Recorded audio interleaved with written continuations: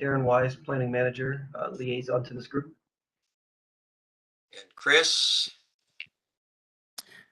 Good afternoon, everyone. I'm Chris Damgan with Jordan Ramus. I'm a land use planner and formerly a planning director for Troutdale. And John. Yes, hi, I'm John Floyd, Associate Planner with the City of West Linn here. I'm also the project manager for the Clear and Objective project.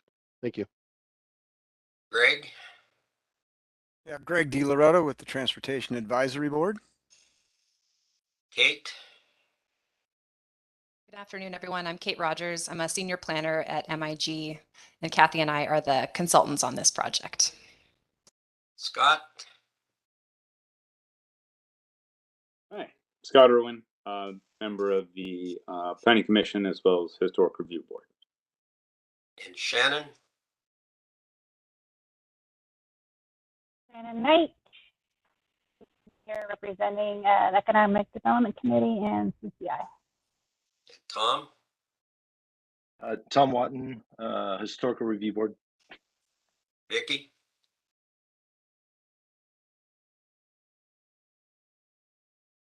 Vicky, you're muted.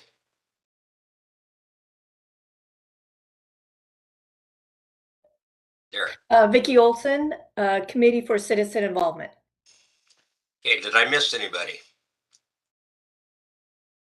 Okay, well, I'm going to turn this over to Darren for a second to give us our role of the working group and what we're doing on this. All right. Thank you, Chair. Yeah, so the second is just the second agenda item is just a standing item we've had at every meeting. And first of all, welcome back everybody from taking the month of July off. Hopefully you used it well. So the role of working group, again, the working group is assigned 3 tasks by City Council. The first 2 are completed, House Bill 2001 and Chapter 96. This is the third and final task for the working group, this Clear and Objective Code Compliance Project. This will be the first of 3 meetings. This will just be one to get acquainted with the project, and John and the consultant team will do that for you.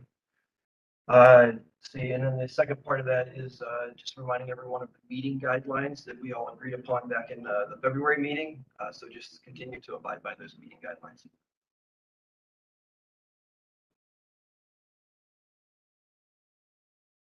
And the review of the minutes. Everybody looked at the minutes, and is there any comments on them or anything like this? Any changes? Hearing none, we'll move on. And can you give us an update on the code amendments, Darren? Yes, I will. So Chapter 96, which is the street improvement chapter for individual lot development, which the working group made a recommendation on in June. The Planning Commission held 2 work sessions and then held a public hearing last week and recommended approval of the code amendment package to City Council. They made 2 slight changes to the, well, actually 1 slight change to the recommendation from the working group. That was to define the distance from the quarter-mile distance from street improvements on whether or not you can apply a fee in lieu.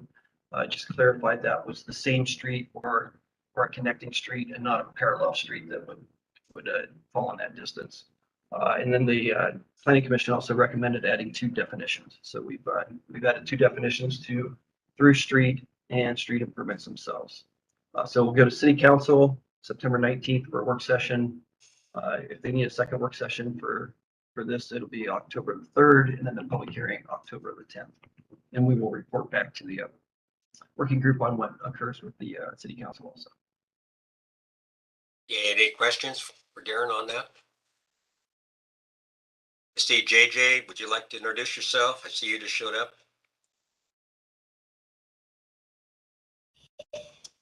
Yeah, my name is JJ Portlock. I'm Division President with Toll Brothers. Okay, well, I think now we'll turn this over to John Floyd, because he's apparently the guy that knows everything there is to know about what we're going to do, I hope. because I don't know if the rest of you guys are kind of like me. It was a little bit overwhelming trying to figure all this out. So So, John, before you start, I'm going to steal your thunder here. Please Kim, do. Kim Bria is also on the meeting now. Kim, can you introduce yourself? Yes, Kim Bria, representing the Sustainability Advisory Board. All right, thank you, Kim. sorry I missed you, Kim. Okay, thank you. So I think I'll just sort of reintroduce myself again just a little bit more. Since I believe I know most people here at the meeting today, but just since there's some new faces here, I'm John Floyd. Started about 1.5 years ago, so I'm newish to the city, but pretty familiar with the city's regulations at this point. So, but I'm just going to start a PowerPoint presentation. So it's hard to see your faces as I present, so just feel free to pipe up and with any questions you have. So. Give me 1 second here. Okay. Also, too, just as I get started, please going forward, if you have any questions about this project or state requirements, please feel free to reach out to me directly, as well as Darren. My contact information is in the packet, or Darren can provide it to you. So either way. Let's see. Okay, so we're here today to introduce the Clear and Objective Code Compliance Project. As Darren mentioned, this is the third and final project that the working group will be discussing. I'm going to start off by giving a very quick project introduction. I don't want to steal the thunder of our presenters here today. I think the purpose of this meeting is to give you an overview, and then draft amendments are going to be presented at the next meeting next month. So the first presenter is Chris Damgan of Jordan Ramus, the City Attorney's Office, who is going to discuss the relevant state statutes regarding local regulation of housing, specifically about the Clear and Objective Standard. And the second is by Kathy Corliss and Kate Rogers of MIG APG, who are going to provide an overview of the project and the type of code amendments you can expect next month. So like House Bill 2001, which you dealt with previously, this project is being implemented to comply with state legislation aimed at addressing the statewide housing shortage. It's a chronic issue, and the legislator has taken repeated action to try and solve this chronic problem. So specifically, we're looking for compliance with Oregon Revised Statute 197.307, whose purpose is to make it easy for applicants to understand the rules and requirements applicable to a housing project and to be able to objectively show compliance to the approval authority. At its core level, that's kind of what we're talking about there. And the reason we're doing this is that the risk of not complying with these statutes is pretty significant, as LUBA and the courts have been siding with applicants on this issue and declaring non-compliant local regulations as unenforceable in some cases. So really, if the city wants to preserve its authority, we do have to change some of our requirements. Otherwise, we risk losing them altogether. In order to do this, planning staff have been working with the city attorney's office on this and MIG APG to determine the scope of amendments necessary to comply with the state statute. And staff is very appreciative of their help in this matter. So, and so I think finally, I think the one thing I did want to mention is that to the degree possible, our goal here is a content neutral conversion of our existing standards into a clear and objective path for permitting. So, and there's some nuances to that which we'll pick up in future meetings. But overall, the intent here is not to try and change the expectation, but just to clarify it as we move forward. So, and again, just really quick here, I'll include this in future packets too. I just wanted to cite the actual ORS and have a slide up in case we wanted to refer back to it. But it's very specific, and it says a local government may adopt and apply only clear and objective standards, conditions, and procedures regulating the development of housing. And the only, the major exception is for historic resources, which are not really applicable, which are exempted from this, but otherwise if it involves housing, it has to be clear and objective. And then finally, before I turn it over to Chris, I just wanted to go over a quick project schedule. So, so staff is anticipating 3 meetings on the topic, inclusive of today. So again, today is the project background and purpose, and provide space for you to ask questions about this requirement, because it's a pretty big issue to wrap your head around, and it's taken us a while, and it may take you a while as well. And then the next 2 meetings, we're going to be presenting draft amendments for your review and consideration, and then we're hoping to get a recommendation by meeting 3 on October 26th. So, and also to that matter, because the draft amendments may be, the package may be lengthy. The amendments may not be a large portion of that, but just because the code is rather large, we are going to try and get you the packet 2 weeks ahead of time, by mid-September, so you have plenty of time to review that. And then our goal is to get a workshop, with the Planning Commission after your recommendation around December or January. Holidays, can get a little screwy, so we want to.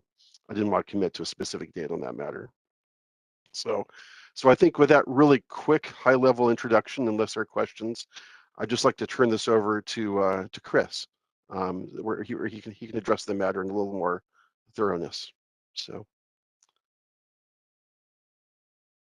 okay, Chris. Thank you, John, you could have left that beach scene up. That looked really nice right now. Well, good afternoon, everyone. I know I'm relatively new to this group, and actually still relatively new to Jordan Ramus. Again, my name is Chris Damgan. I am a land use planner for Jordan Ramus, which is the city attorney law firm representing West Linn and a few other cities in the region. We also represent private clients, and my background is in planning as well. I was before joining the law firm was for 7 years on the east side over in Troutdale. So I'm familiar with the trials and tribulations of code work and code process, particularly in this changing regulatory environment, as irritating and sometimes as infuriating it is. But that being said, you guys are doing it the right way. You guys are committed to trying to get this work, and you have a good staff behind you that's trying to get it done in a meaningful manner. And it's good to have that balance across the city from a variety of stakeholders. So let me show my presentation. It is designed to be a little bit interactive, so I will prompt you at times. Feel free to jump in with your questions. I might reserve some of those questions toward the end, but there is some degree of interaction. Great, forgive me, I usually don't work with WebEx, so it's a little bit of a different platform for me. Let me get the screen here.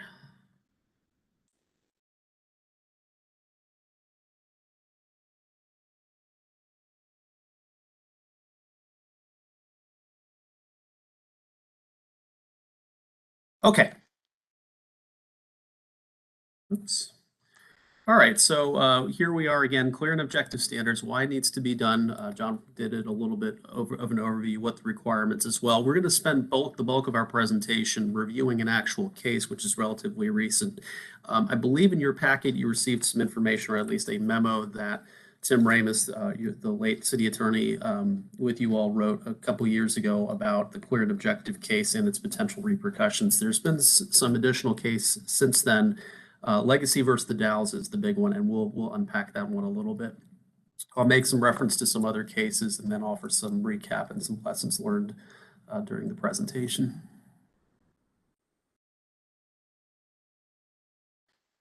So why does it need to be done? Well, frankly, it's the law. It is within the Oregon Revised Statute, but keep in mind too, there is a degree of fairness that goes into the Oregon land use planning system and why we make decisions the way we do. It is fair to the applicant and their property rights. Findings ought to be based on indisputable evidence and outcomes. The law should be blind, and in many cases, value-laden arguments are not impartial. Quasi-judicial decisions rely on facts and evidence and values-laden analyses, and we'll hit that term a couple of times throughout this presentation. These types of analyses can be applied unequally from case to case. As it relates to housing, It's been studied, it's been argued, and I guess argued persuasively to change law, and certainly to defend it at the LUBA level, is that subjective criteria, requirements, and findings have been used to discourage or block housing development, which has been argued contributes to unaffordability. And again, appeals to decisions and subjective analysis adds to costs and delay. If you think design professional services are expensive, check with your law firms to see how the going rates are for attorney fees. It adds to the cost of housing overall, even if an applicant is successful in appealing a decision.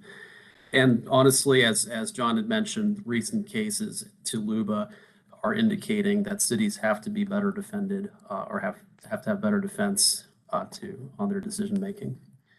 John covered the requirements within the revised statutes. Again, there are two critical paths there. ORS 197.307 sub 1, the availability of affordable, decent, safe, and sanitary housing opportunities for persons of lower, middle, fixed income is a matter of statewide concern. So it's often called the affordable housing or the needed housing statutes, but the next section there, sub 4, a local government may adopt and apply only clear and objective standards, conditions, and procedures related to the development of housing, including needed housing. That applies to any type of housing. That has been now construed and legally opined that it means all housing, not just those that are affordable.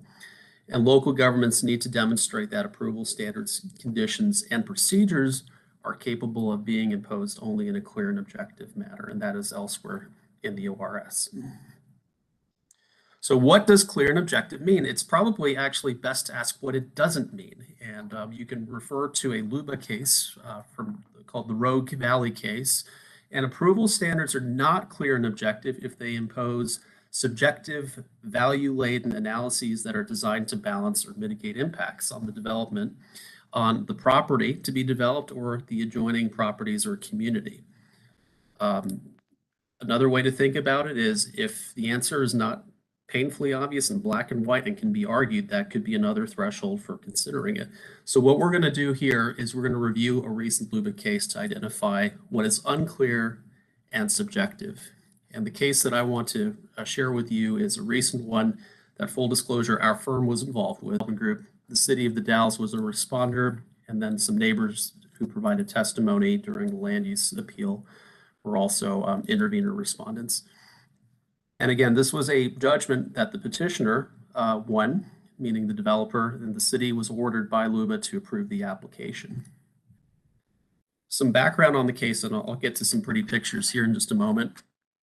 It's about a 7-acre site. It was proposed for residential development. It was zoned for high density, up to 25 units a gross acre allowed. The maximum potential density was 173 dwelling units, but as you can see, it was actually forecasted to or planned to be far less than that, along with a community park.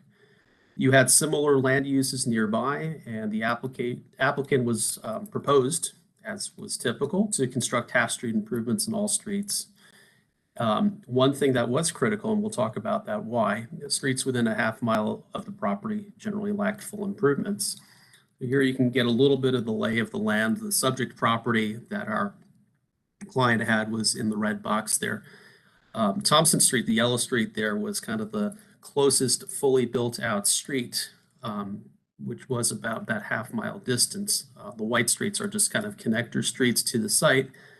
And then if you look on the upper right, you'll see two streets, Fremont Street and US 197, which are also critical to this case, and we'll get to that in just a moment. So as you're familiar with in staff reports, there is always a timeline established. So this case began really with the submission of a subdivision application back in July of 2019.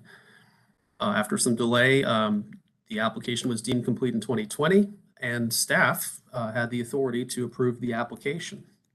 One of the conditions of approval for that approval was to submit a traffic impact study, a TIA or TIS, some jurisdictions call it. Well, the interveners, there were people who commented during it, and they disagreed with the staff decision, so they filed an appeal to the city's planning commission. While this appeal was on the docket, so to speak. Planning Commission hadn't heard it. The petitioner went ahead and submitted the TIS as required as a condition of approval. The staff and the consultants met with the petitioner to review the traffic study, and staff actually prepared a memo for the Planning Commission hearing and said, traffic impact study looks great. It was sufficient. In July, I should say, Planning Commission denied the appeal of the appellants, and they upheld the staff decision. So the interveners then filed an appeal with the City Council. And in September, the City Council actually overturned the ruling and actually denied the application, at which point our client then filed an appeal to LUBA. So why did the City Council argue for overturn and vote for denial?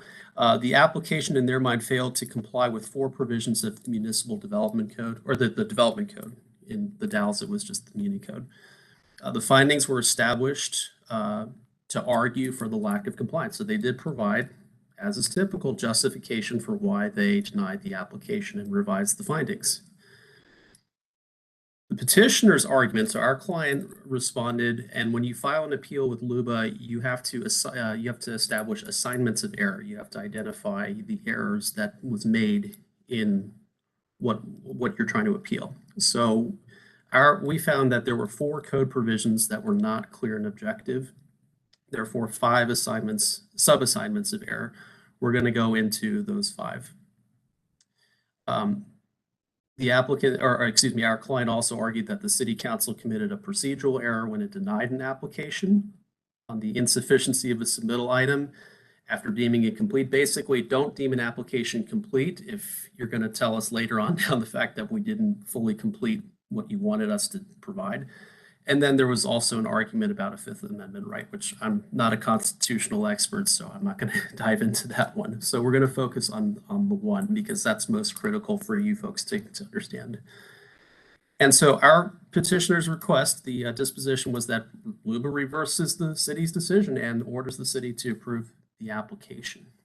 So again, there were 4 elements in the code where we identified 5 sub-assignments of error. And all 5 sub-assignments related to those 4 sections. And it had to deal with, in this case, public improvements, something that you guys are familiar with. 3 of them were involving street requirements for new development, and 2 were involving pedestrian requirements. And LUBA found that the city erred in all 5 sub-assignments. That is very rare. Usually when you have a case with assignments of error and sub-assignments, usually 1 or 2 may go to the party that ultimately loses the case, and then the rest go the other way. In this case, all 5 were deemed incorrectly determined by the city. So therefore, the entire assignment that had all of these 4 subs was sustained. So this is a so-called legal slam dunk for the petitioner, our client. It was such a slam dunk that the second and third assignments were not even considered by LUBA, because by nature of finding the first assignment of error incorrect, that was enough standing for the city to have to go back and approve the application. All right, so let's get into the nitty-gritty here. The first is sub-assignment of the error. So I want you guys to read this statement.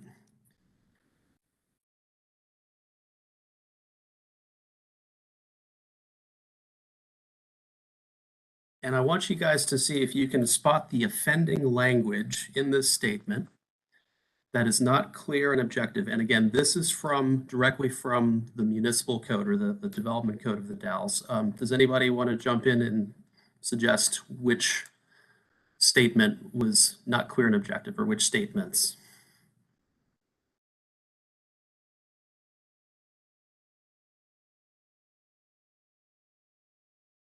Anybody else? Yes, the project should access all nearby key intersections. Okay, you see that sentence, okay. And any others you see?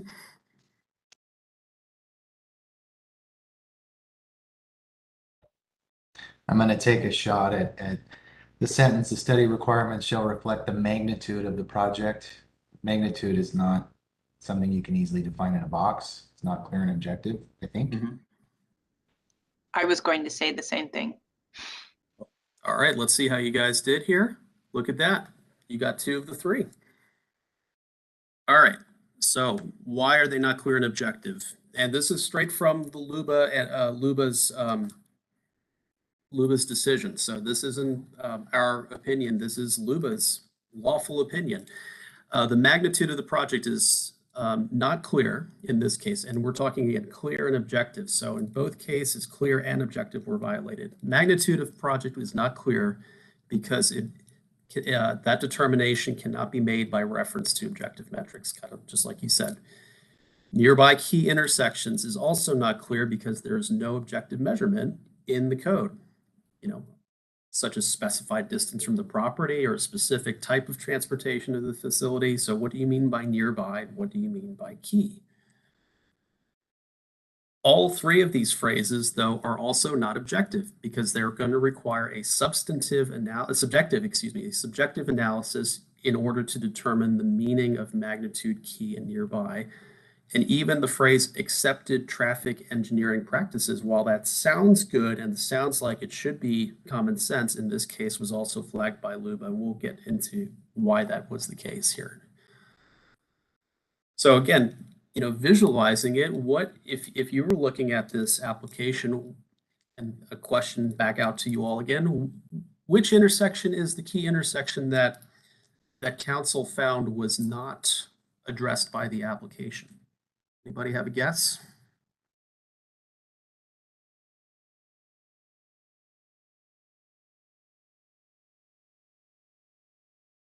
Your question is not clear and objective because the questions are not numbered, so we can't say which one.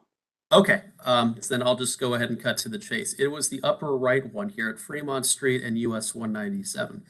But there was nothing that said and defined what key intersection was. It was in a subjective word. There was no objective criteria in the code that said this intersection right there qualified as such. So in essence, the city did not apply clear and objective criteria. Again, if you go back to this previous slide here, you may have an opinion that that is a critical intersection because it's off a US highway, but other people may also think that the intersection in the lower part of the screen, the lower left part of the screen, is equally key. So that has to be established somehow. So if you're going to make a finding like that as to a reason for denial for failing to adhere to the development code, you're going to have some substance really to back that up. So then there was that point about referencing clear and objective standards, about referencing them. Let's say that you don't have it in the code, but there's at least a reference there. And the city finding did rely on ODOT critical crash rate and level of service standards as a clear and objective reference. And those standards, furthermore, were provided forth and adopted in the city's TSP. You would think this is quantitative analysis and clear and objective, right? And what LUBA found is no, it's not actually. Nothing in the code referenced or identified ODOT standards as quote unquote accepted traffic engineering practices.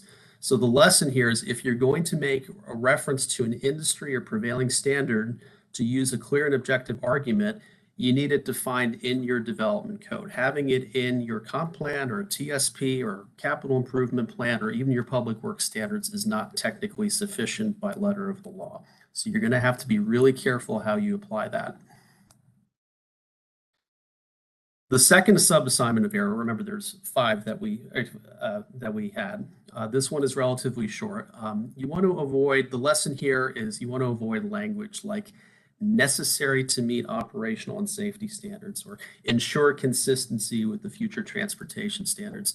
Those are subjective, value-laden words that require, or analysis that to determine what is necessary and what is consistent. This has been case law since that Roque Valley case almost 20 years ago. So you really have to be very clear and very objective of what you're asking for and what your findings will also say. So it's the code and the findings that are important here. That's obviously MIG will touch on it, I'm sure, in their code audit. All right, third assignment of error. Construction of off-site improvements may be required to mitigate impacts resulting from development that relate to capacity deficiencies in public safety and or to upgrade or construct public facilities to city standards. Again, back to the interaction. Where's the problematic language here?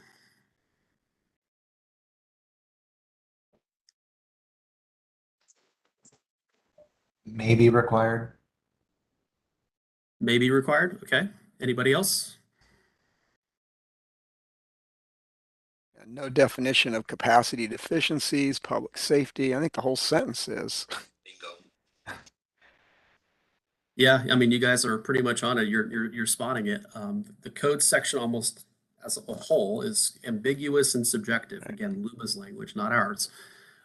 If you're going to argue that our client argued that capacity deficiencies, public safety are general concepts. They're not defined in code. So as a result, subjective analyses are required to determine whether and how to apply them. And LUBA agreed with the petitioner there. It's not clear and objective. All right, this one's a little wordy, but the fourth sub-assignment, now we're moving now toward the pedestrian facilities components of the public improvements that were challenged here.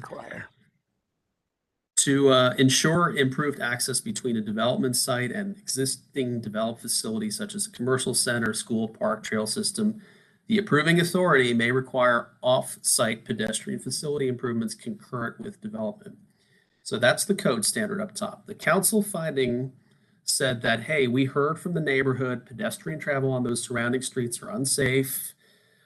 The people who were in the neighborhood who appealed the original staff decision and the planning commission decision argued that the sidewalk and the street widening from the development could help solve safety issues, but we need to really study it further.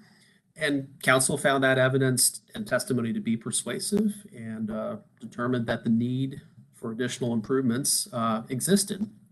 And because the application, remember, it was submitted for a fair up or down vote, because it did not provide and propose sidewalks, the application didn't comply with this code standard. Now, even further, when we got to LUBA in this case, the interveners, meaning the people who opposed the development, they added the following argument. They threw in the scary phrase transportation planning rule, TPR.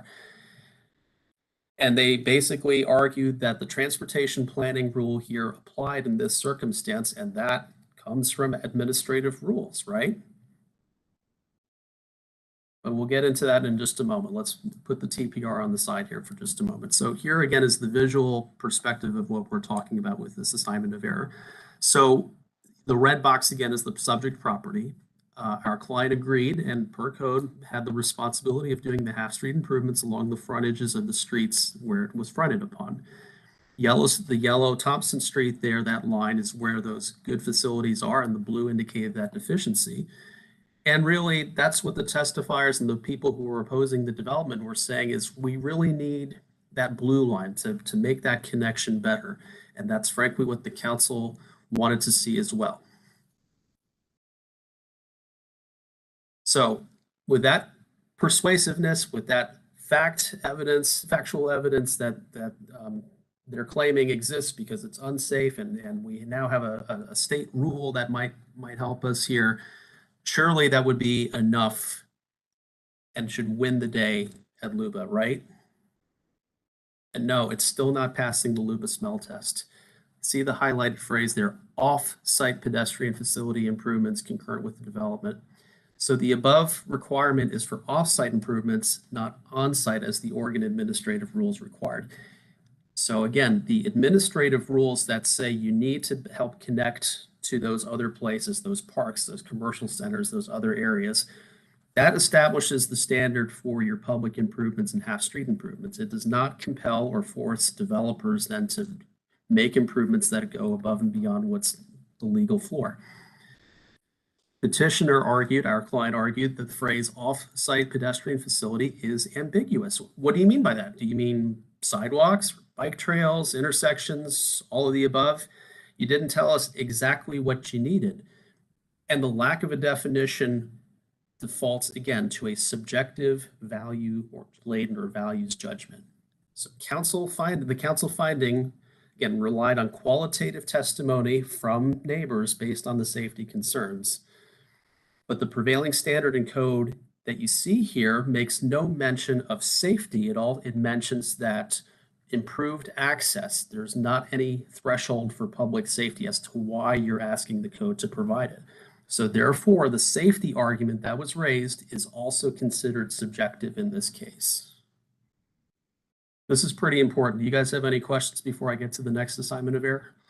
I got one. Sure. We've had a few of these come up in the city when I was on the planning commission. I'm sure we've had a few more come up. And when you plop a units, 34 units down or 50 units down, whatever, and the roads are insufficient, the sidewalks are insufficient. So as I'm understanding what you're saying, and the planning commission would have to state that half mile must have not just the pedestrian facilities, but to describe what they are, i.e. bike lane, bicycle lane, widening of the road, etc. Is this what I'm hearing you say? Effectively, when an application is submitted and deemed complete, it is presumed that the information that was obtained by the applicant at the pre-application meeting that occurs prior to an application, the applicant knows what to expect and what to plan and design for. So, and again, this is, I'm not faulting, please understand, I'm not faulting the Dallas staff in this case. Again, this is relatively new case law. If there was such a strong community desire and there was a shown need that said, hey, we really need the half street improvements to go for another half mile, that has to be then disclosed at before an application is submitted. That way, the applicant then has a fair chance to include it in their perspective, or they can say, this is too much for our project, we have to walk away from that, or there is some other recourse that is assigned. The problem is that you cannot rely on testimony of public safety that occurs after the application is complete to warrant denial of something that the applicant didn't have the ability to provide. Does that make sense? Greg, you have the question also? Well, to follow up on it though, doesn't it also mean though that language has to be in your code? It can't say may require facilities to do what Jim just said we were going to do. That has to be spelled out in the beginning. It's not something that I used to have to deal with this. The city engineer, for example, decides we need to get you to the corner. It has to be in the code. It has to be clear that in any development that occurs, a requirement will be made for a street improvement from wherever to wherever. That language has to, if I'm hearing you right, that language has to be clear in that regards. It can't be any more discretion, is what I'm hearing. Yeah. Yeah, in other words, I think that's fair. Now, you can't probably think of every single circumstance, but that's why it's very important at the pre-application stage to forecast what those potential, if you're going to have something that goes above the typical treatment, let's say it is a deficient sidewalk in that area, you want the code backing and you want to make sure that the staff or the engineering staff in this case, would clearly communicate that in a pre-application setting, saying, hey, here's the problem. If the applicants, and again, this is before the application is submitted, balk at that, then you have the opportunity to work with them on recourse, whether it be a local improvement district or a non-remonstrance agreement, or, looking at your system development charges and your capital improvement plan to see how that fits in. But persuasive testimony alone does not win the day on the clear and objective front, even if it's well intended. But how does that work? When you don't know if a piece of property, does that mean that the city staff is going to have to go through each property and decide if and when it is to be developed, what has to be in there prior to the applicant even coming in, before they even know that the applicant is going to develop this piece of property? Not necessarily, because you would presume to have long-range plans that identify deficiencies in this case, since we're talking about public improvements or streets, your public works staff, your engineering staff would be able to identify where those deficiencies are as they exist. So the applicant should be clued into that. And then if you wanted that expectation from development to have half street improvements go beyond just their frontage, then it has to be in the code, and then you have to provide a clear and objective parameter as far as what it is, such as the applicant is responsible for its street frontage and 100 additional feet if the standard does not meet the Westland Public Works standards, for instance. The Public Works standard, go ahead, I'm sorry. So what would that be, for an example, if you were away from, say, 10 blocks away from the nearest collector street? So how would you even start to formulate a regulation on that? I mean, I can't because everyone that comes in is going to be different. And this is where I'm having a huge problem trying to understand the difference. You know, other people may be thinking differently, but I think for that one, I would just because I'm 2/3 into this presentation and I want to make sure I respect time. I think I'd be curious to see how MIG might think about it, or they've done some work and done some auditing of your code, so I'd be curious to see if they have thoughts on that when we get to their part of the evening, if that's all right with you. I'm not sure if I have a clear answer for you. Let me put it that way. Thank you.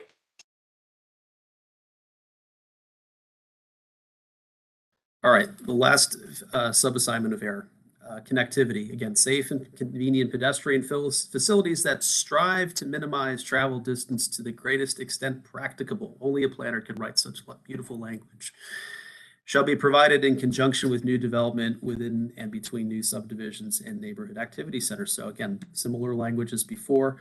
Now, in this case, the Dowell's code actually defined what safe and convenient said, and they said it means pedestrian facilities that are reasonably free from hazards, which would interfere and discourage pedestrian travel, et cetera, et cetera. So the council findings said that the application failed to address which improvements would be needed, and the petitioner in their submittal did not suggest any solutions or provide any detailed study or analysis acknowledging pedestrian safety issues. All right. In this case here, the city has actually provided a definition for what it means by safe and convenient. Seems pretty straightforward, seems pretty defensible. What's wrong here?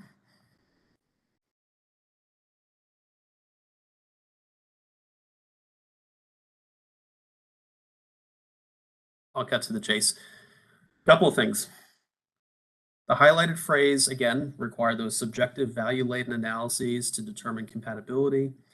The definition itself is problematic.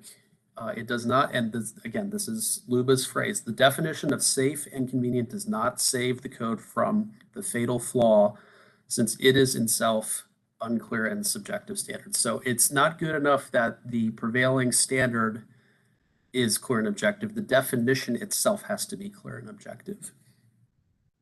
Reasonably free from and interfere with or discourage are value-laden subjective phrases. A few other cases to reference. I won't spend too much time on these. Warren versus Washington County was the one that Tim Raymond's provided you the memo on a couple in this packet. In this case, the ramifications on that one was that not only was Washington County's Goal 5 standards not clear and objective, the Land Conservation and Development Committee, the LCDC, Land Conservation and Development Commission, struck down the entirety of the county's Goal 5 standards in the comp plan. So they had to basically not only rewrite their code, they also had to rewrite their comp plan because it was not a program that was enforceable at that point. A case from Walter versus the City of Eugene from 2016, the city's code did not define the word disperse as it affected street design or traffic. Luba ruled in that case that the city standard was not clear and objective and could not be applied. So be very careful on these traffic related or traffic impact type situations. You have to make sure you have clear and objective criteria here. And then there is a case that's pending. We are expecting the decision to come probably early next month, and full disclosure, our firm is representing the petitioner here. It was East Park LLC, an apartment builder versus the city. The city ruled against the application. We argue that the city of Salem erred in denying the application for needed housing based on conditions that it applied. The city did not offer as an alternative path for compliance. And I'll get to why that's important here in just a moment, and I'm almost wrapped up.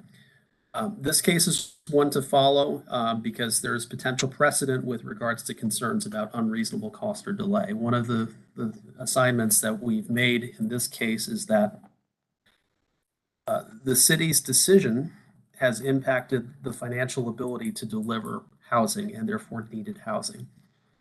So by having a decision that was not clear and objective, and by forcing the applicant's hand to go to an appeal route, you are contributing to the delay of needed housing coming. And as you all know, in development, time is money. We'll see how LUBA rules on that one. That is but one to watch for. But when we're talking about that second bullet or that third bullet point, alternative path for compliance, that is potentially something you can hang your hat on here. To recap again, the legacy case illustrates several ways code provisions and findings miss the clear and objective standards. Please, just because we looked at that case in depth, do not presume it's just for public improvements. This can apply to any development or use standard. In the East Park case, it was related to the fact that multifamily housing for that zoning district was conditional approval. Ask yourself if you can arrive at a direct or irrefutable answer to what the code is requiring. If you can't do that, then you probably need to reconsider that standard. Couple of lessons learned here. Again, clear and objective standards apply to all housing, not just needed housing. Do not make findings based on public testimony that is not directly tied to the criteria. That spoke to the issue of referencing public safety for a code provision that didn't reference public safety at all. Ensure you are defining what you are referencing. Safe and convenient, that was that example from that last assignment. Remember that a definition itself has to be clear and objective. This is attributed back to the Salem case. Limit your conditions of approval that require further study. It also references the legacy case. Make it clear in the pre-application what is required, when it is required, and to what extent. Maybe put geographic parameters on certain decisions or certain expectations, I should say.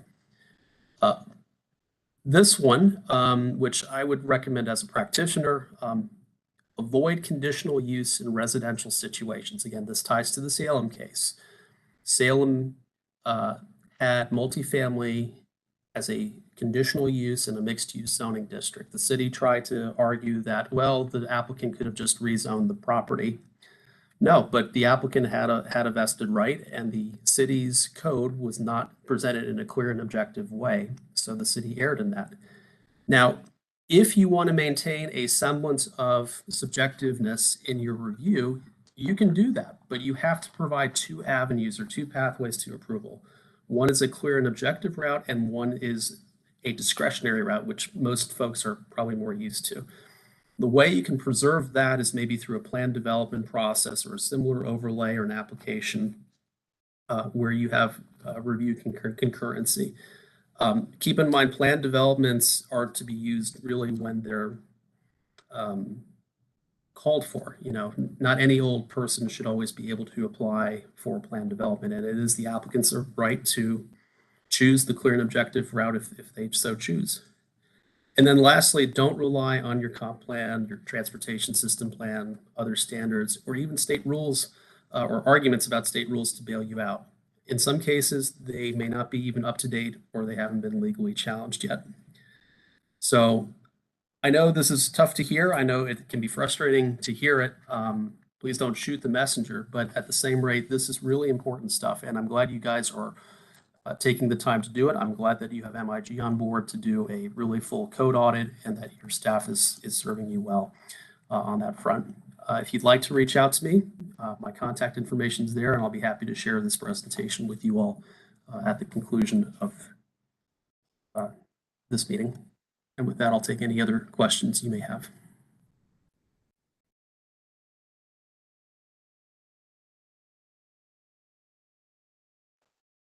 Would you mind including the PowerPoint presentation in our next information we get for the next month? Sure, sure. And I think by that time, we might have a decision also on the Salem case, so I could probably add a thing or two about the LUBA precedents that may or may not be set with the Salem case, because that might be of interest to you all too. Anybody else have any more questions? And let's go ahead and move it on to the project people.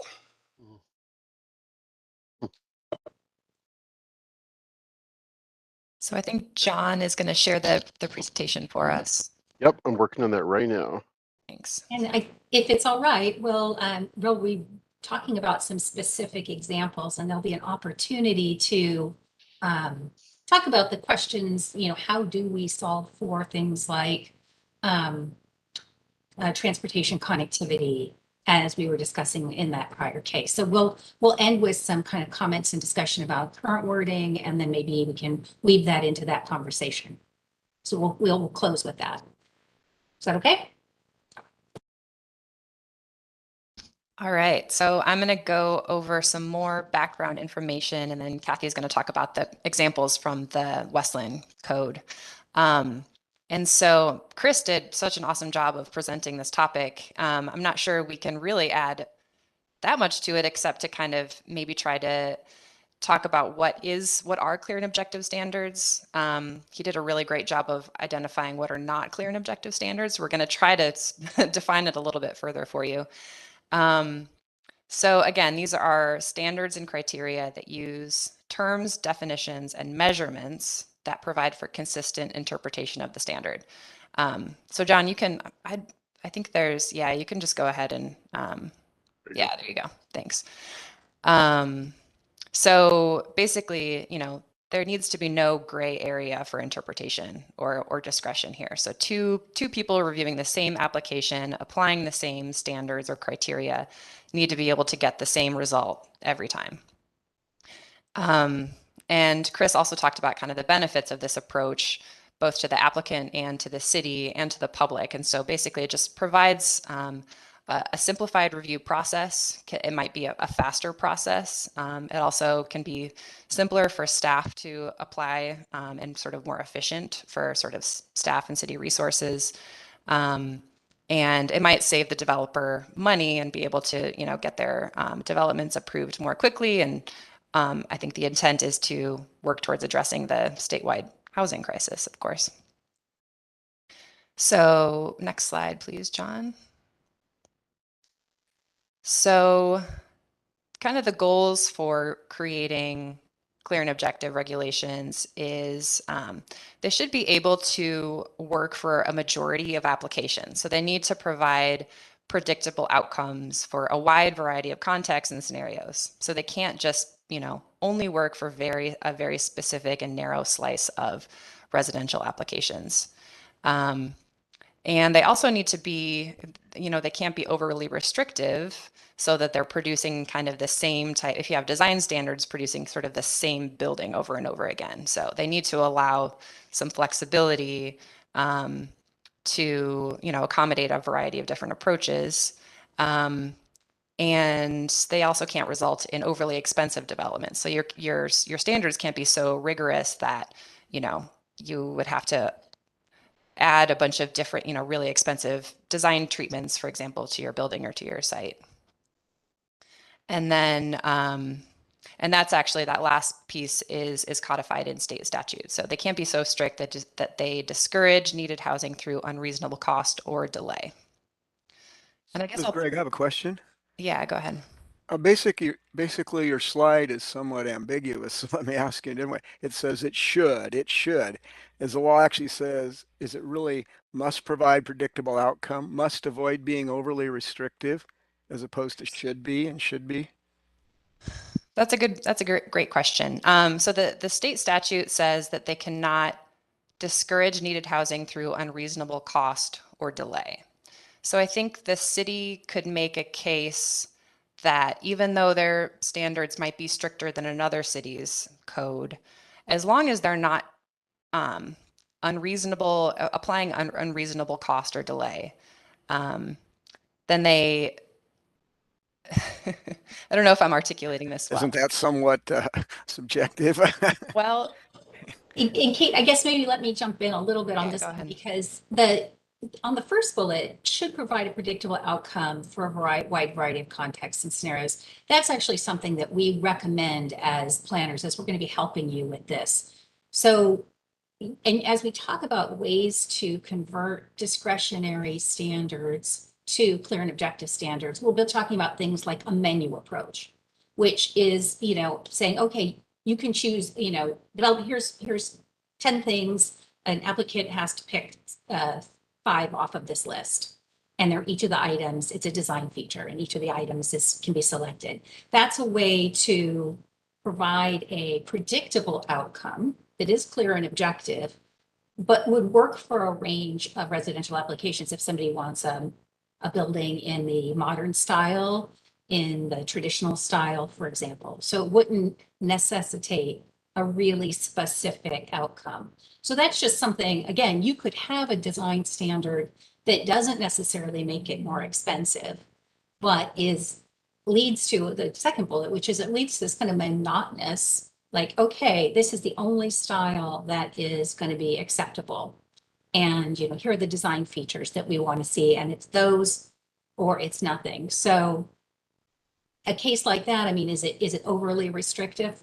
Possibly. It may not make it a whole lot more expensive. But again, I think this should provide predictable outcome, but recognizing that there should be some variation. And that's a should, because it's our recommendation. Does that make sense? Yes, thank you. Yeah. Thanks, Kathy. Yeah, that's helpful. Okay, I think we can go to the next slide, please. So Kathy started to touch on this, but there's kind of a set of approaches or techniques that that we can use in converting discretionary standards into clear and objective standards, or creating new clear and objective standards. So one is kind of a true false statement. Either you meet it or you don't. It's a yes or a no. So for example, the main entrance must face the street. As long as everything in that sentence is clearly defined, the main entrance is clearly defined, for example, and the term street is clearly defined, then you should be able to tell whether the building has a main entrance that faces the street. The second one is counts and measurements. So these are, measurable numeric standards usually. So for example, a maximum building height of 30 feet. It might be a minimum requirement, or you might need to meet sort of a range of numeric, meet a range within a couple of numbers. Ratios and calculations. These are also measurable, but they are kind of scaled to the scale of the development. So for example, common open space of at least 200 square feet per dwelling unit. That's a sort of a ratio type of standard. And then the last one is the one that Kathy touched on, which is kind of a menu-based approach, where you provide more flexibility by saying, you can provide, say, 2 out of this list of 5, or 5 out of this list of 9 features. And again, as long as each of those features that would be acceptable to meet the sort of menu standard is clearly defined, then that would be a clear and objective approach. So these are kind of this is the toolkit that we will be working from to amend the Westland Code. All right, next slide, please. Okay, and Chris also mentioned that local governments are allowed to retain a discretionary path for housing as long as it's optional to the applicant. So there can be kind of a 2-track system where you have your clear and objective track and you have your discretionary track. And as long as the discretionary track is optional, that's okay. And that path might be more attractive to the applicant if they have some creative ideas that wouldn't necessarily meet the clear and objective standards, but would meet sort of the intent of the regulations. Then they might want to go that route. So So yeah, the two-track system can offer both certainty through the clear and objective path and flexibility through the discretionary option. And so ideally, a project, and again, this is kind of our recommendation, a project that meets all the clear and objective standards should also be able to be approvable through the discretionary track. And that's, you can imagine a designer kind of putting site designs together, and then they realize that one of the standards, they can't quite make it work with the sort of design scheme they have in mind. And so they need to kind of move over into the discretionary track. And you wouldn't want that designer to have to kind of redesign the entire site or the whole building to go through the discretionary track instead. So, I think the hope is to create kind of parallel paths that would lead to similar outcomes. But in some cases, you might have requirements that are so discretionary that it would be almost impossible to create a clear and objective kind of version of that. And I think Kathy will hit on an example or two that shows how difficult it can be to convert standards into clear and objective. Next slide, please. Okay, I guess I'll hand it off to Kathy now to talk about some examples. Thanks, Kate.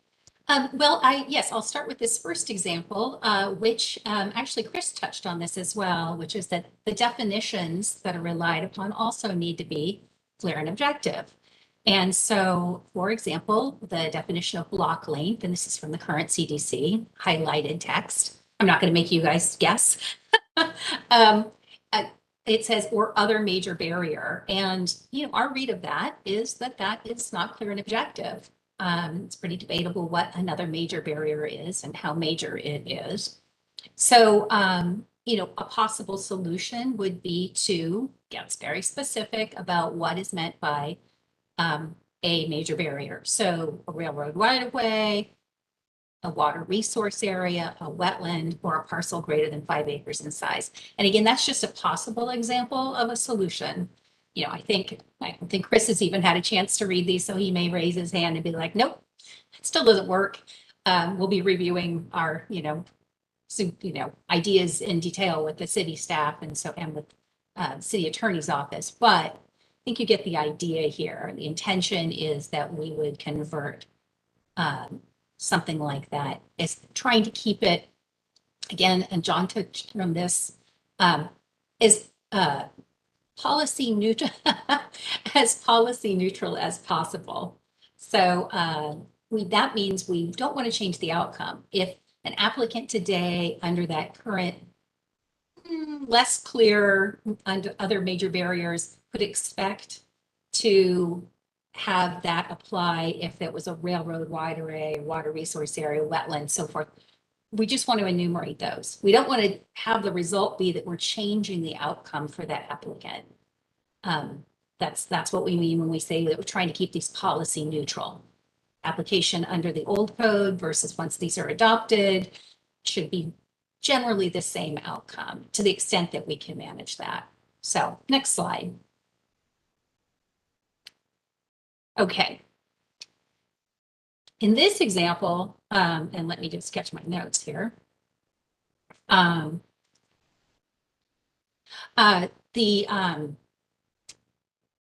city, obviously, you can see that it isn't, this language isn't discretionary. And this is actually rather similar to the case that Chris was talking about.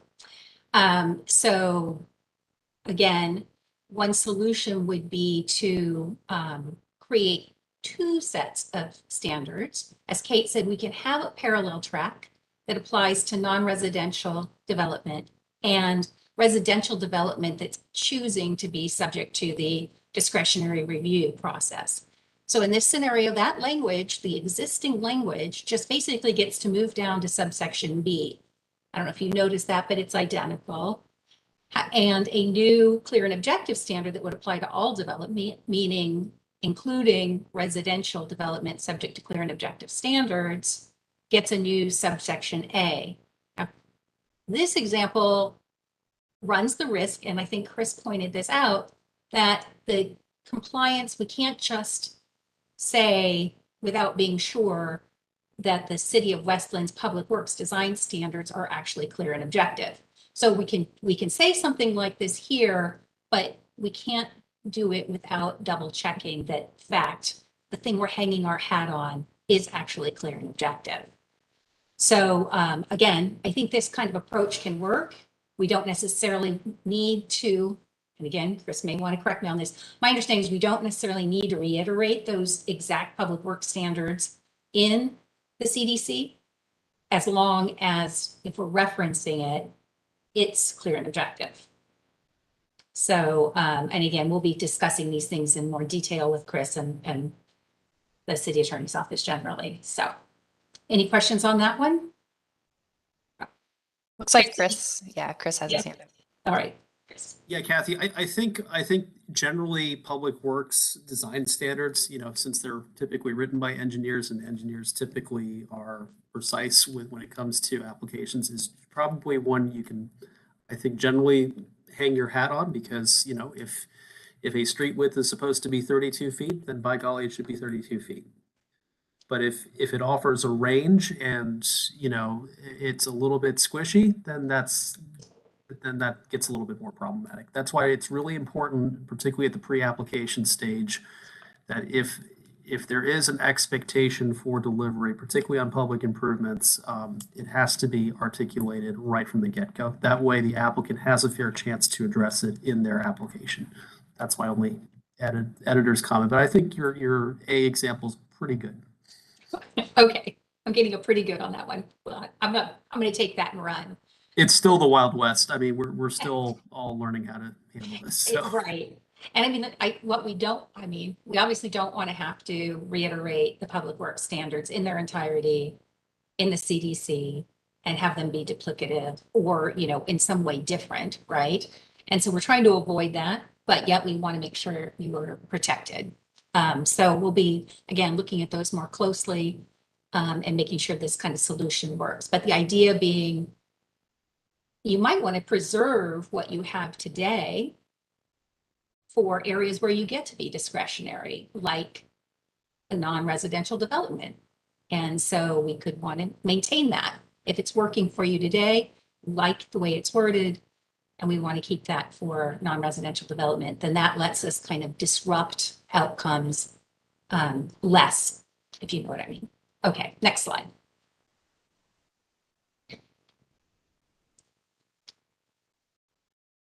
Okay, oh, there it goes. Okay, so the other thing is that in some cases that we've heard about recently, LUBA has found that you need to be pretty specific in your cross-references. So in this case, it's as designated in the transportation element of the comprehensive plan. While it doesn't feel like kind of a traditional, it's like, well, that's pointing to an actual document. That seems rather clear and objective. Our understanding is that LUBA is looking for jurisdictions to be more specific about where. So in this case, the actual section of the TSP is the arterial streets are designated in the motor vehicle plan of the city's transportation system plan. That's the name of the plan or the map that shows which arterial streets there are. And so being specific is also something that we'll be looking to do. And again, imminent development may include, again, looking for ways to solve that. And as well, identifying right now, the wording just kind of says, oh, in the event that, you can't meet this, the planning director could, and the city engineer may permit this other process. I think we can keep that other process intact. We just need to articulate that the applicant needs to request a discretionary review to take an exception. And so it's like, right, that exception's working for you, and it probably comes in handy for the applicant in a lot of circumstances and the city, right? There are places where it just doesn't make sense to do these kind of connections. And I think if that's the case, then we just need to make sure we're being articulate this isn't the clear and objective path anymore that we're on. The applicant is requesting a discretionary review process, and they can do that. And then this is the path we're now on. We're now on this discretionary path, and it's going to take into account these features. So it's really not a huge change from what what's happening today. It's just articulating that distinction more clearly. Okay. Any questions on that one? Okay. And then I think the last, should be the second to last one. Oh, yeah. So there are approval criteria in the code today for Class 2 design review, and they are pretty discretionary. Really, I mean, they're very design focused, and they're looking, they're making really positive statements about what the city is looking for, but not in a very measurable way. The design is manifestly superior to adjacent architecture in terms of creativity, design, workmanship, and or it is adequately separated. So obviously, those are discretionary. In that case, it might not be possible in the scope of the project that we're doing right now to create a parallel clear and objective standard for that. I just don't know that we're going to, because what it would take is defining what are those actual design elements that the city is looking for, and getting very, very specific about what is the architectural style, and going through that kind of process, and then coming up with basically a form-based code that says these are the elements that you can have. Now we can substitute some design standards that are measurable and that are clear and objective for some of this, but this comparative type of standard is not necessarily where you're looking at adjacent development and then saying, okay, you have to be comparable to that, isn't easy to replicate. So I guess the bottom line, and this is really just a kind of a heads up, we may, as we come back to you and as you see the draft amendments and start to consider them, keep in mind that we will create a clear and objective standard where we can and stay as parallel as we can. But in some cases, it just may not be possible to have a completely parallel standard for every one of these. Any questions or concerns about that? Okay. I'm sure you all can imagine the challenge of converting that to clear and objective. Okay. And then now the last one.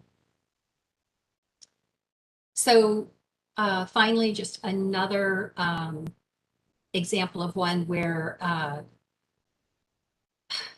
it's not exactly not objective on it as written. Project shall bring at least part of the project adjacent to or near the main street right of way. Okay, so I could come in, and as long as the city was willing to accept whatever the applicant said was a part of the project, 1 square foot, it is 200 feet away. I think that's near in the overall scheme of things. And the main street is that one over there. And as long as the city said, yep, that's fine, then I think, in fact, one could argue that's clear and objective. Problem comes when it's clear and objective, or it's objective, but it's not clear what the city really wants out of that standard. So in those cases, we'd either leave it alone, or one could rewrite it to say, well, no, what we really mean is at least 25% of the length, and this is again, for example, at least 25% of the length of the ground floor street facing facade of the building must meet the maximum building setback standard of 20 feet as measured from the front lot line, right? Front lot line is from the street, and if it's a corner lot, the applicant gets to decide. So, again, one doesn't have to change the standard that's written there today. Again, I'll ask Chris if he agrees with me. I think as long as the city as long as the city was willing to accept the applicant's argument for what met it, I get a thumbs up on that. Okay, great. Thanks, Chris. But again, it doesn't really deliver you much, right, without being more specific. One little dovetail on that, Kathy. I mean, if this is something though that gets appealed by, say, a aggrieved property owner nearby, you know, that's the only time and place when it could be a little bit problematic, just because the city says so, an applicant may have a different right. Now, case law will not be in in that case, the intervener or the complainer's behalf. That'll be probably swept away, but it may add time, expense, and legal work for communities that are trying to defend that. Excellent point. Excellent point, Chris. Yeah, right. I mean, I don't know how, I mean, right. It is so vague that it isn't really helpful, and it will not necessarily deliver the intended result as it's currently worded. So yes, I think better to fix those, or, you know, not, but yeah. Okay, I think that's it. That was it. I think for the next slide is just questions. And I think we were going to maybe talk a little bit about the example and questions that came up during Chris's presentation about street connectivity. So Chris, I don't know if you want to pop back in and maybe touch on some thoughts on that, and then we, you know, if I can help weigh in on that one as well. Just so to make sure I'm addressing it correctly, for the panelist who asked the question, can you restate it just so I write it down? Make sure we touch on the points. If you recall what the question was exactly.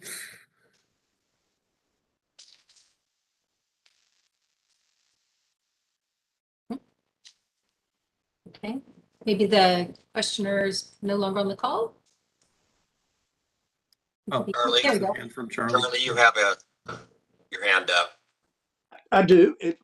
This is for Chris or Kathy or Kate. Let me see if I'm about to understand some of this by using an example. You mentioned traffic impact analysis, and it's one of my favorite fallbacks from the Planning Commission. So here, let me give you what I would think would pass muster on this new clear and objective. A traffic impact analysis is required for all development applications of 5 or more residential units, period. If traffic impact analysis determines that the development would create a failed intersection as defined by the National Transportation Safety Board, the development shall not proceed until the applicant submits modifications to its proposal that a subsequent TIA provided by the developer demonstrates that the failed intersection is no longer considered failed. Now, is that clear and objective enough to satisfy what you all perceive right now are the requirements under the clear and objective part, not the discretionary part?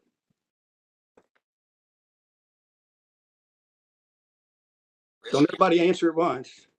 Well, you know, it's a great question, and I'm actually kind of trying to think about that and to give it a really honest answer, because that was a complicated bit of code that you create. You know, I mean, it's. But it appears we're going to have to be imaginative in order to Exactly, absolutely so, absolutely so. So I guess I would say on its face, yes, I think the issues that you're going to face, and there are other. It isn't just about being clear and objective. I mean, obviously. Offsite impacts, and Chris didn't touch on this, but I think he probably would be happy to, which is, you know, I mean, we obviously need to have there has to be a nexus. I mean, it would have to be that intersection is failing because those trips from those 5 dwelling units are causing them to fail. It's not just that it's fail, you know, like I happen to be next to the I-5-217 interchange, and oh, you know, well, it's failing. Well, oh, fix it. It's like, obviously, that's basically, you know. No, I agree. Right. This so, would be, yeah, this would be an intersection that to wasn't failing prior to the development. Yeah. So one question I would have for you again, Charlie. So in this particular matter, where is the intersection located? I'm referring back in my mind to an actual matter we had before the Planning Commission, and it was probably, a third of a mile away from the development. Okay. But it was creating a traffic issue that created a failed intersection in the original proposal. Well, that was Weatherall's, right? Weatherall meeting Solomon. No, not that one. And I don't even want to talk about the specific one right now, Jim. Right, let's not get Wasn't into, it? let's not get into. That's fine, but I think my point here is this. I think it's very clear that there is an expectation, a clear and objective criteria, a development of that magnitude must include a traffic impact analysis. That's fine. The question becomes is what is the scope and the extent of that analysis? How That can you has use to be the question, right? How can you well, use analysis? But that scoping has to be established prior to the application being submitted.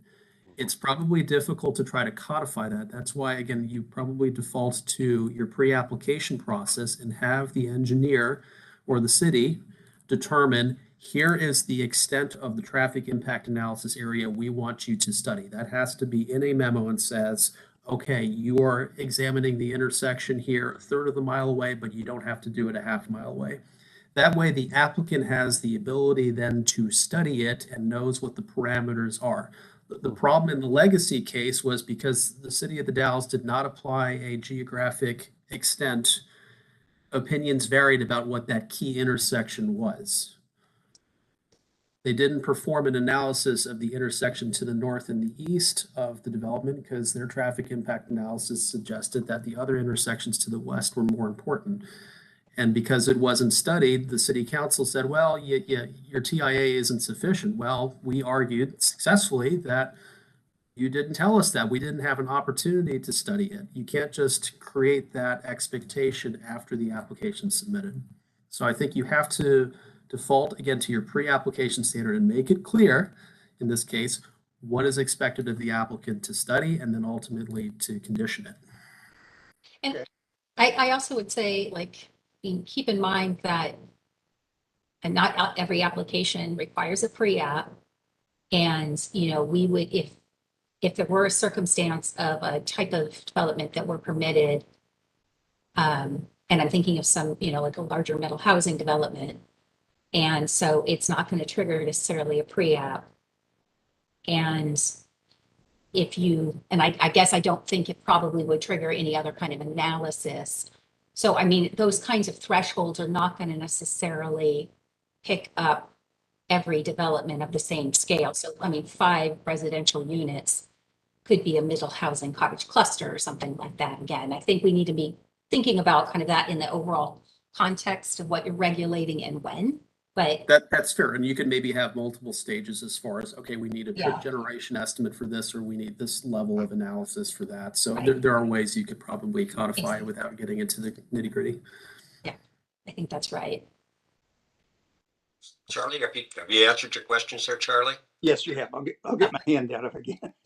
Yeah, I got one for you. Just basically going back to what I asked earlier, is that are we actually going to have to designate each area of the city that is going to be developed or redeveloped and come up with something that says these intersections within a quarter of a mile are and these have to come up to a certain standard? You know, are you going to do this on the pre-app? I mean, all this has to be set up where somebody can just come in and look, oh yes, I can do that.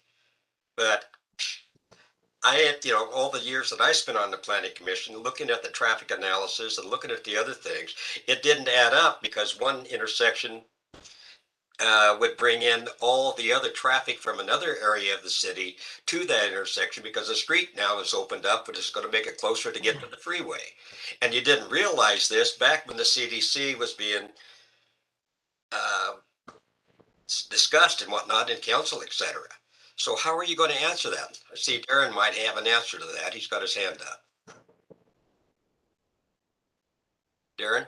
Yes, so I'll just first of all say that I think we're starting to get into the discussion more of nexus and rough proportionality.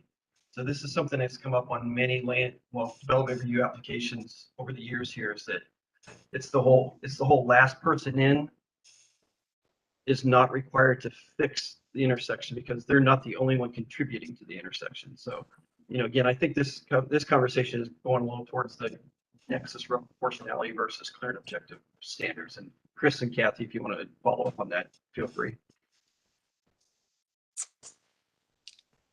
Yeah, I think, I mean, that's one thing to just to, again, add to Darren, your comment there. I mean, the example we showed in my presentation was specific to public improvements, but there are other factors that are at play beyond public improvement requirements in the code that you'll definitely want to make sure. And public improvements in particular, and trip generation, there's a lot to unpack there.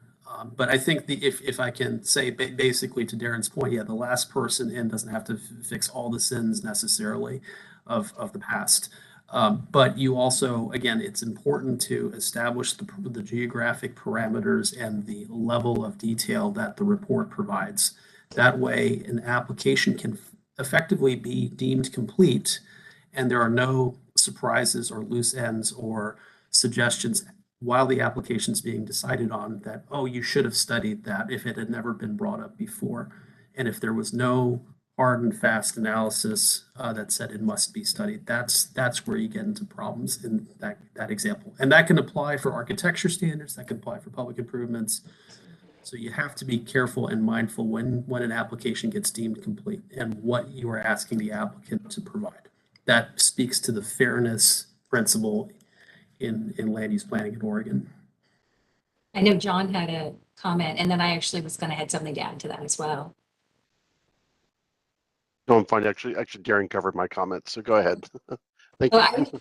I was just going to say, or it was really probably a question to Chris, which is, have you seen, and I feel like I've seen these codes that say, for example, key intersections are those intersections within, a half-mile distance or a mile distance, unless, and sometimes they'll say, unless waived by the, review authority. And so again, you can set a fixed threshold, and then the applicant can request like, oh, these are clearly not, that's on the other side of the freeway, or that's not, not even in the city limits, or, we're going to draw this broad brush boundary and then allow the city to waive those that are not. And I've seen that work, and I just, it's a question, maybe we can talk later, but so there are, I think, again, there are solutions out there. Yeah, I think the one thing I'm not sure, and honestly, I think the case law is probably not settled as far as that. I can see a little bit of case being filed on that concern.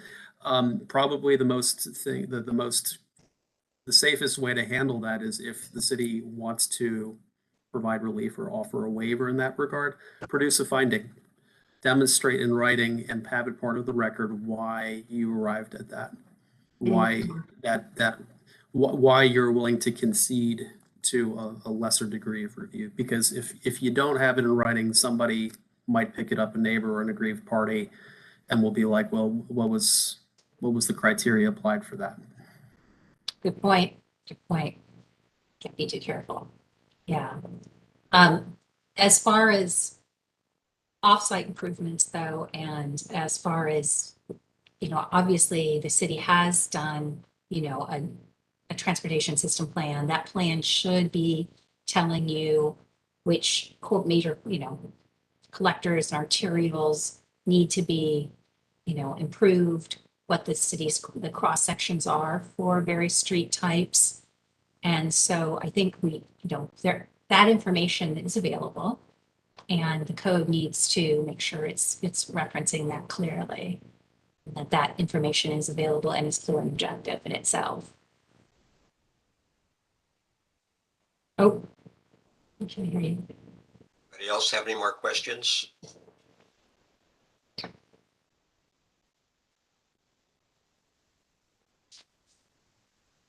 Looks like you pretty well cleaned it up. So, as I understand, is that the end of your presentation now? That is the end of our presentation. Obviously, we are happy to answer questions. I don't know if John and Darren have additional question or information for this group, but that is the end of our presentation. Okay. Yeah, same here. Go ahead. Sorry. Go ahead, John.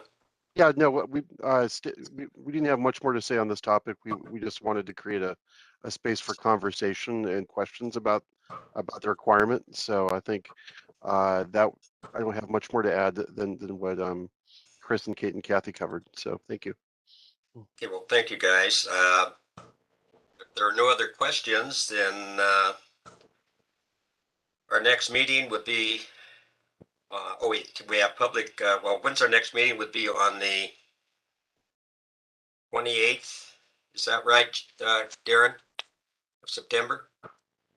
Yes, I believe that's correct. The fourth Wednesday is the 28th. And as John said previously in his presentation, we'll do our best to get the materials out to everyone, not just 7 days in advance, but the prior week, so you have ample time to get through the code amendment package.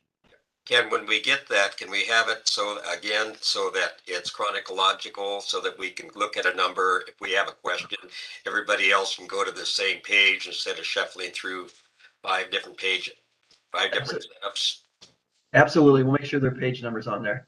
And again, I would encourage the group, if you have questions, get them to us in advance. That helps us prepare answers and respond to the questions. So again, if you can get through the packet, a little earlier and get us those questions, that would be very helpful to us and the consultant team. Okay. Do we have any, Lynn, do we have any public comment? No, we do not. Okay, does anybody else have anything you want to add?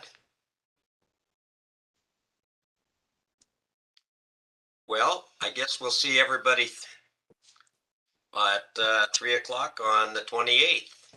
And thank you all very much. We got a lot to think about, obviously. I don't quite see how this is going to work myself, but it's going to have to, apparently. So